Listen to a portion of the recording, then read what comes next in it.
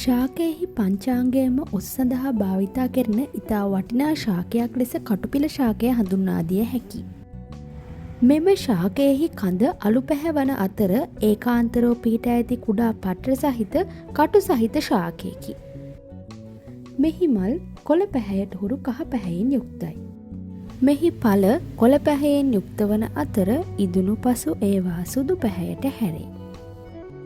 මෙය ශුෂ්ක පරිසරයේ බහුලව දක්නට ලැබෙන ශාකයකි. මෙම ශාකයෙහි ඔසුගුණ ගතහොත් පිළිකා සඳහා ඔසු පිළියම් ලෙස භාවිතා වේ. විශේෂයෙන්ම මේ ශාකයෙහි කොළ කැඳ පිළියෙල කිරීමේදී යොදා ගැනේ. මෙහි ඇති විෂනාශක ගුණය මෙන්ම රක්ත ප්‍රසාදිනී ගුණය නිසා පිළිකා නැසෙන බව සැලකේ. එමෙන්ම කාන්තාවන්ගේ ගර්භාෂයේ සෑදෙන ගෙඩි එනම් ෆයිබ්‍රොයිඩ් ගෙඩි දියකර හැරීමේ ගුණයක් කටුපිලවලට ඇති බව සැලකේ.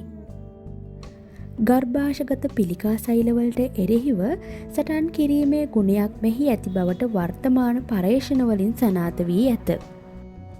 ගර්භාෂගත පිළිකා මෙන්ම පියවරු පිළිකා තත්ත්ව පාලනයට මෙම ශාකය ඉවහල් වේ. මීට අමතරව අක්මාව ආශ්‍රිත රෝගවලට ගුණ දේ. විශේෂයෙන්ම අක්මා පිළිකාවලට කටුපිල කෂාය ලෙස සකසා භාවිතයට ගැනේ. බඩවැල ආශ්‍රිත තුවාලවලටද කටුපිල ගුණදායක ඔසුවකි.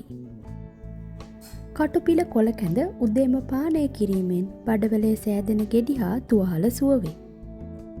එමෙන්ම මෙය තම්බාගෙන උදෑසන මී පැණි සමග පානය කිරීමද ගුණදායකයි.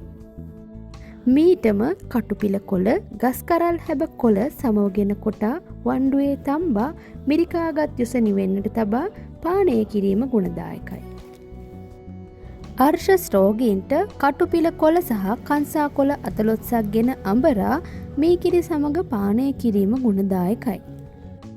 යටිපතුල්වල හටගන්නා පිළිකාවලට කටුපිල පංචාංගය කහ සහ ලුණු සමග කොටා මලවා බැඳීම මගින් සුව කරගත හැක. මීට අමතරව කටුපිල දත් කැක්කුමට හා කුඩා දරුවන්ගේ පණු රෝගවලට ගුණදායකයි. ඔබත් කටුපිල කැඳ පානය කරමින් මෙහි ඇති ඖෂධීය ගුණ අත්විඳින්න.